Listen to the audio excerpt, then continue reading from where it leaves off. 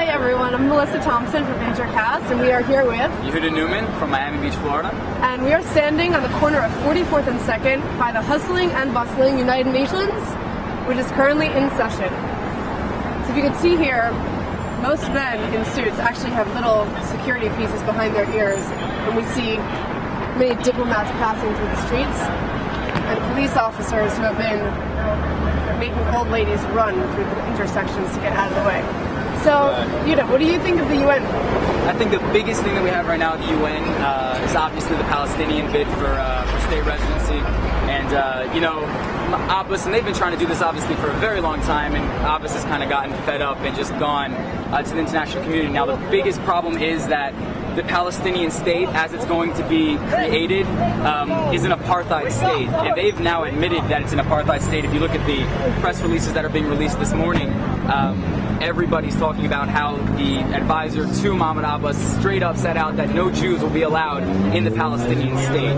Now, again, that's called an apartheid state, and the only other country to ever do that was Germany in World War II.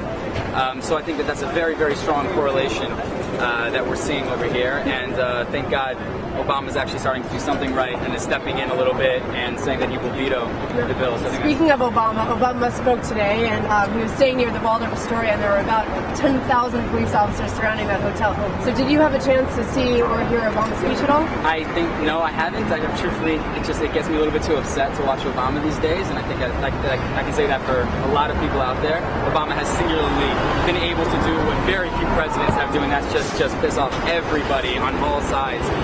Which is really a skill in and of itself. I did not catch the speech today, however, I do know that we are paying for all of this security. We're paying for all these little black vans you're seeing. We're paying for these people to stay at their hotels. We're paying for all of this, and it's great that we're playing host to all of this, but I'm sorry, it's just ridiculous now. Do you see any positive benefits that are coming out of the United Nations Summit this week? Of course, I mean, again, I'm very Israel-based, and so I automatically am going to have a strong, obviously, prejudice against the UN for what they've done in the past, but I do think that as an American as well, I'm a sixth-generation American.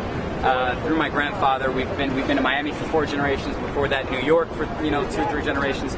I think it's good that we are continuously acting as a world leader and bringing together world leaders, and that's probably the most important thing, so we can continue working on world peace. Which, as Obama said today, world peace is not just the absence of war. I believe that's a quote from your speech today. I don't watch it, but I quickly read and I scan the articles. So tell me now, you say you're a 6th-generation American, so you're living in New York now? Correct. And what do you do?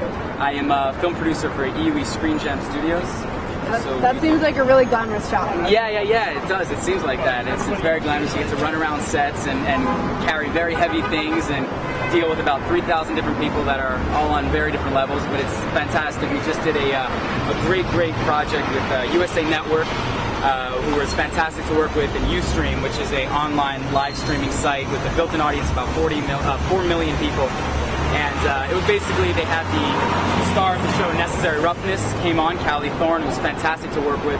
And she was basically live chatting while the finale of her show was being played. So you had a kind of a new wave of interaction where everybody wants, access to these stars. And this is kind of a very cool way where, you see the scene on the finale, and you have Callie Thorne, and you have people saying, so what did you feel during the scene? What were you thinking during the scene? And Callie was actually able to go ahead and answer and live chat with the users, and they loved it. The second they saw her responding in real time, just live chat with users. That sounds really exciting. Yeah, that's right. Now that we actually have a question live from our Intercast audience. A question from Hillary.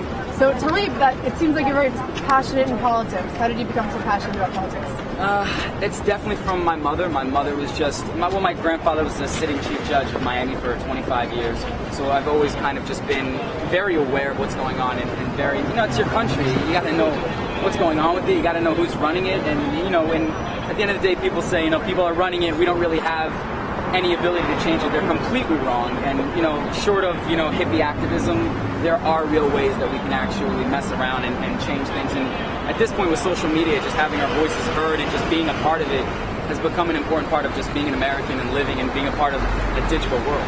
But tell me, you mentioned Obama and doing a lot of political funds. If you were to isolate the problem that was the strongest to you, besides Israel-Palestine, the domestic problem, what would it be, and how would you fix it? Transparency.